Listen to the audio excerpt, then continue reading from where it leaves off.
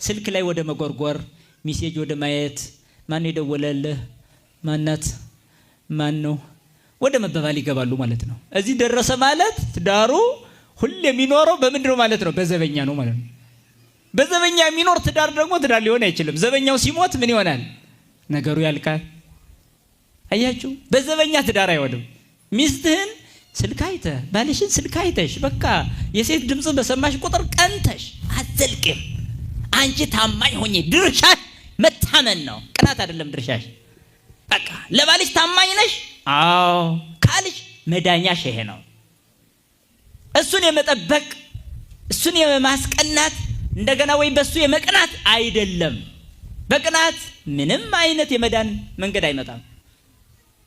ጥላቻ ብቻ ነው እየበዛው የሚመጣው። ቅናት ጥላቻን ይወልዳል። ጥላቻ ደግሞ ግድያን ነው የሚወልደው፣ መፋታትን መለያየትን ይወልዳል ማለት ነው። ስለዚህ የውስጥ ፈተና ምን ያህል እንዳደጋያችሁ። አሁን ደግሞ በተለይ ከተማ ቤቴው ትውልድ በዚህ የተፈተነ ነው። ዘመናዊነቱ በራሱ ይፈትነዋል። በቃ ይሄን መሰናክል ማለፍ በክርስትና አብሮ በመቁረብ ተመልከቱ፣ በመሰለ ወደ ህይወት በመቅረብ ይሄ ነው ትዳርን የሚያጸናው። ስጋና ደም መቀበል። አንገትሽ ላይ ገመድ ቢገባ እንኳን ከባልሽ ውጭ ለሌላ ጭንሽን እንዳትገልጪ ማሳመን አለብሽ ለራስሽ። ይሄ ነው በቃ ክርስቲያን ማለት ይሄ ነው።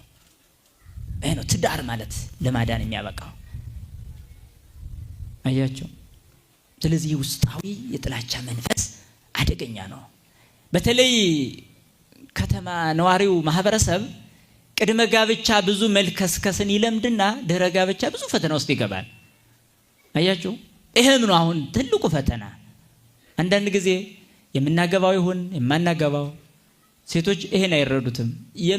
የሚያገባው ይሁን የሚያገባት ይሁን የማያገባት ሳይረዳ ዝም ብሎ ፍቅር በሚል ቅዠት ውስጥ ይኖርና ሳይታወቅ እሷ ለሌላ ትዳራለች፣ እሱ ለሌላ ይሆናል። ከዛ በኋላ በዛ መካከል ላይ ምን አይነት መሰናክል ይመጣል? ህሊናው አልጠፋ ይላል። ያ የቀደመ ህሊና ማለት ነው። በዚህ የመፈተን ስሜት ውስጥ ይገባል። ይሄ በጣም አደገኛ ነው። ይሄ በጸሎት በተጋድሎ ማስወገድ መድኃኒቱ ይሄ ነው። በስጋና በደም ማስወገድ፣ በክርስቶስ ስጋና ደም በክቡሩ መክበር በቅዱሱ መቀደስ ያስፈልጋል ማለት ነው። ስለዚህ ነው ውስጣዊ መሰናክልን ማለፍ። ስለዚህ የዘላለምን ድህነት መረዳት፣ ዓላማን መረዳት፣ ውስጣዊና ውጫዊ መሰናክሎችን ማለፍ፣ ከዛ በኋላ በምስጢራት መምራት። በቃ ትዳር በምስጢራት መመራት አለበት።